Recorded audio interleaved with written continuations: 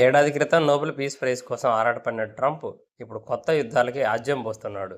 గతేడాది ఆగిన Iran Israel యుద్ధం ట్రంప్ పుణ్యమా అని ఇప్పుడు మళ్ళీ మొదలైంది. ఇలా యుద్ధం జరగటం వలన ఎక్కువ నష్టపోయేది మాత్రం ఆ దేశాల పౌరులే. ఈ యుద్ధానికి ప్రధాన కారణం ట్రంప్ మాట వినకుండా ఇరాన్ అణుబాంబులను తయారు చేయడమే. అమెరికా చెప్పిన అణు ఒప్పందాన్ని కట్టుపడాలని, లేదంటే తీవ్ర పరిణామాలు ఉంటాయని ఇప్పటికే ట్రంప్ ఇరాన్ని హెచ్చరించాడు. ఇప్పుడు ఇరాన్ ఇజ్రాయెల్ యుద్ధ మేఘాలు క్రమంగా మూడో ప్రపంచ యుద్ధానికి దారితీస్తాయో అని ప్రపంచం మొత్తం భయపడుతుంది. ఈ యుద్ధం వల్ల ముఖ్యంగా ప్రభావం పడేది ఇంధన రంగం మీదనే. ఎందుకంటే యూరప్ దేశాల నుండే ఇంధన సరఫరా ఎక్కువ జరుగుతుంది. ఇప్పుడు జరుగుతున్న ఉద్రిక్తతల వల్ల క్రూడ్ ఆయిల్ సరఫరాపై తీవ్ర ప్రభావం ఏర్పడి రేట్లను విపరీతంగా పెంచే సూచనలున్నాయి.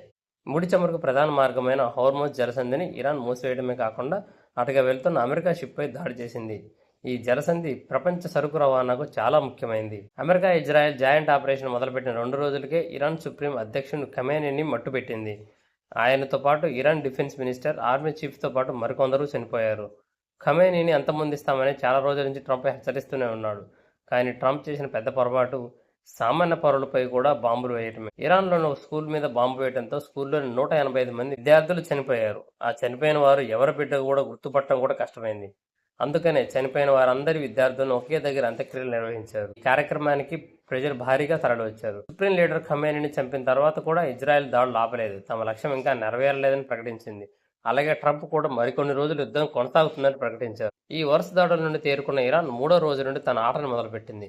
మీరు యుద్ధం మొదలుపెట్టారు, ఇక మేము యుద్ధాన్ని ముగిస్తామని అంటూ తన చుట్టూ ఉన్న దేశాలలోని అమెరికా ఎంబసీ మరియు అమెరికా మిలిటరీ పోస్టులపై డ్రోన్స్తో విరుచుకుపడుతుంది. కొన్ని డ్రోన్స్ నివాస సముదాయాలపై కూడా పడటంతో అన్ని దేశాల ప్రజలు బిక్కుబిక్కుమంటూ సేఫ్ ప్లేస్కి వెళ్ళిపోతున్నారు. యుఏఈ, ఖతర్, కువైట్లోని అమెరికా స్థావరాలపై ఇరాన్ విరుచుకుపడుతుంది. ఈ యుద్ధం ఎన్ని రోజులు జరుగుతుందో, ఎప్పుడు ముగుస్తుందో మాత్రం అర్థం కావట్లేదు.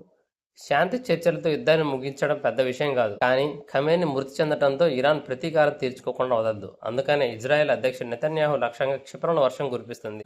ఖమేనీ మృతికి ప్రతీకారం తీర్చుకోవాలని ఇరాన్లోని మెజారిటీ ప్రజలు కోరుతున్నారు. నెతన్యాహు మరియు ట్రంప్ని మట్టు పెట్టాలని పగతో రగిలిపోతున్నారు. ఇరాన్ ఎదురుదాడి ఎక్కువగా అమెరికా స్థావరాలపై చేస్తుండటంతో ఆ దేశాలలో ఉన్న అమెరికా పౌరులు మరియు అమెరికా అధికారులను వెంటనే ఖాళీ చేసి అమెరికాకు రావాలని ట్రంప్ ఆదేశాలు జారీ చేశాడు. అలాగే ఇరాన్ దాడిలో 3 అమెరికా సైనికులు మరణించడంతో వారి మృతికి ప్రతీకారం తీర్చుకుంటామని అమెరికా అధ్యక్షుడు ట్రంప్ ట్రూత్లో పోస్ట్ చేశారు. ఇప్పటికే జరుగుతున్న రష్యా ఉక్రెయిన్తో పాటు ఇది కూడా దీర్ఘకాలికంగా జరుగుతుందేమో చూడాలి.